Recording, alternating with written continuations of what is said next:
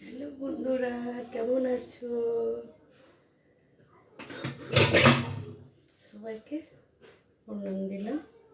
কাকা বাবু, দিদি ভাই, দাদা ভাই, মা, কাকিমা, সবাইকে আমি প্রণাম দিলাম। এখন 12টা বাজে। রোজকার দিনের মতন রান্নাঘর।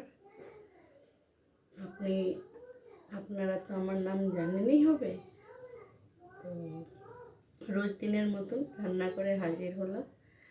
তো আমি রান্নাটা এবার শুরু করি। প্রথমে ভাতটা করে ফেলেছি, এবার যাব ডাল ফোড়ন দেবো। অরহর ডাল করেছি। আর থাকলো আজকে তো দোল পুজোর ওই যে হবে বিকেলবেলা আগজা জ্বলবে, তো তখন কিছু মিষ্টি কিছু বানিয়ে আমি সবাইকে নাম দিয়ে পুজোটা আমি দিয়ে দিই।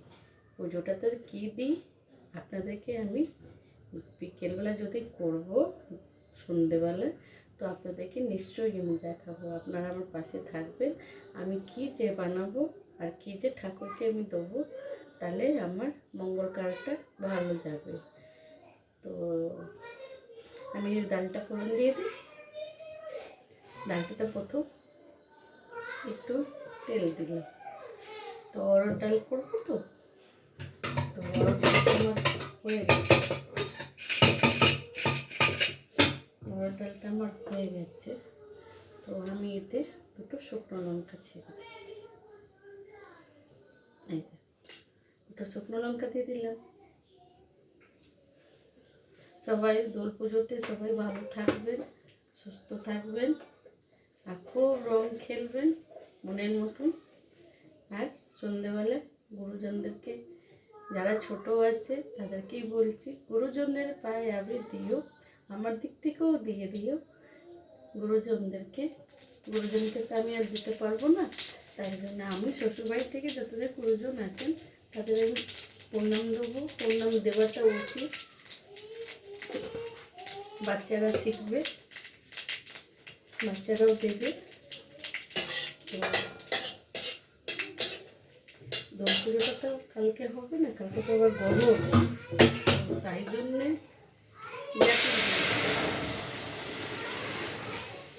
এই যে ডাল ঢেলে দিলে,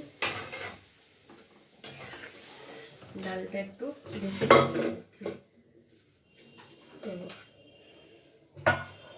ডালটা করব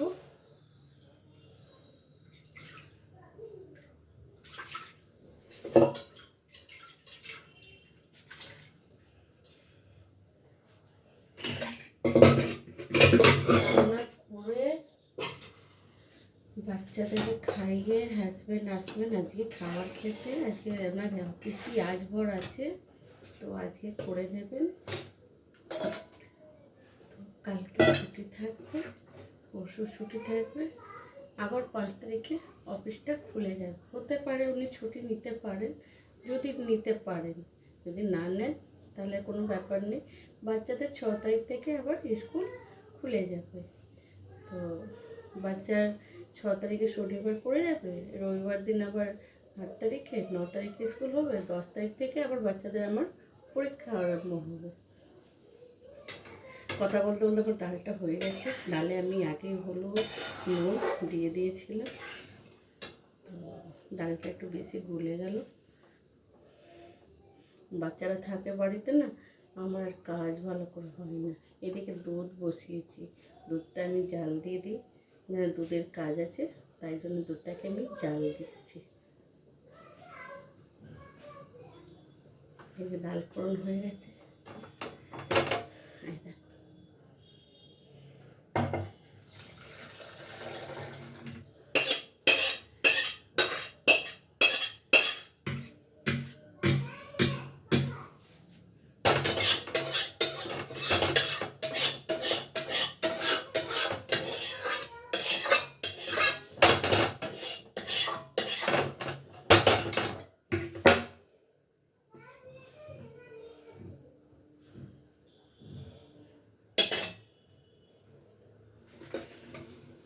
ডালে আমি একটু